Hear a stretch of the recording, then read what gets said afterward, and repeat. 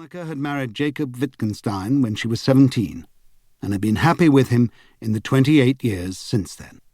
The marriage had been arranged by their respective families, and was a good one. At the time, their union had been the merger of two considerable fortunes, and Jacob had enlarged theirs impressively since then. He ran the bank with an iron fist and was almost clairvoyant about the banking business. Not only was their future secure, but so were those of their heirs. Everything about the Wittgensteins was solid. The only unpredictable element in their life now was the same one worrying everyone these days. The war was a great concern to them, particularly to Monica, with two sons in the army. The time they had shared in Switzerland had been a comforting respite for the parents as well as the children. Ordinarily, they spent their summers in Germany at the seashore, but this year Jacob had wanted to get them all out of Germany for July and August. He had even spoken to one of the commanding generals whom he knew well, and gently asked the enormous favour of having both of his sons on leave and able to join them. The general had quietly arranged it. The Wittgensteins were that great rarity, a Jewish family that enjoyed not only great wealth, but also enormous power. Beata was aware of it, but paid little attention to her family's importance. She was far more interested in her studies. And although Brigitte sometimes fretted over the constraints their orthodoxy put on them, Beata, in her own quiet way, was deeply religious, which pleased her father. As a young man, he had shocked his own family by saying that he wanted to be a rabbi. His father had talked sense into him, and at the appropriate time he had joined the family bank, along with his father, brothers, uncles, and grandfather before them.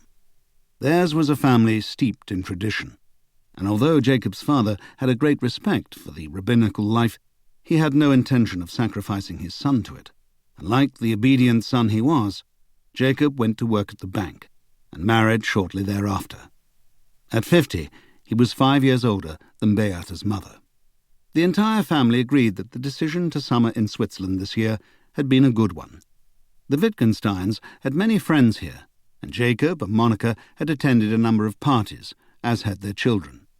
Jacob knew everyone in the Swiss banking community, and had gone to Lausanne and Zurich to see friends in those cities as well. Whenever possible, they took the girls with them. While Horst and Ulm were there, they spent as much time as they could enjoying their company. Ulm was leaving for the front when he got back, and Horst was stationed at divisional headquarters in Munich, which he seemed to find vastly amusing. In spite of the serious upbringing he'd had, Horst was something of a playboy.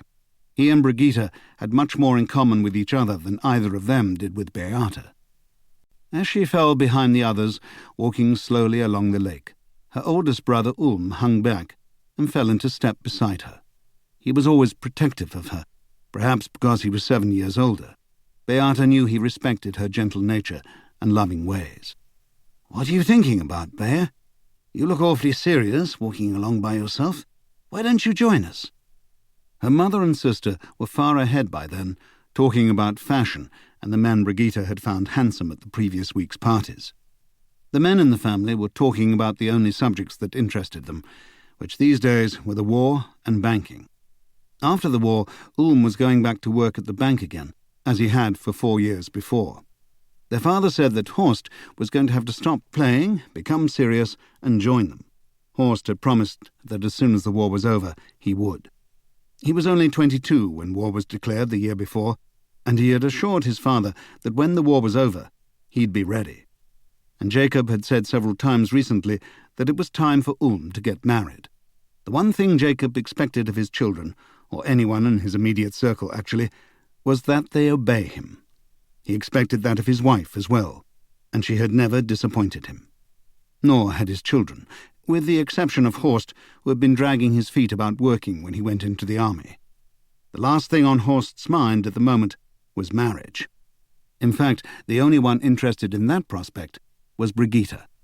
Beata hadn't met a man who had swept her off her feet yet. Although she thought that many of her parents' friends' sons were handsome, many of the young ones seemed silly, and the older ones frightened her a bit and often seemed too sombre. She was in no hurry to be married. Beata often said that if she married anyone, she hoped he would be a scholar and not necessarily a banker. There was no way she could say that to her father, although she had confessed it to her mother and sister many times. Brigitte said that.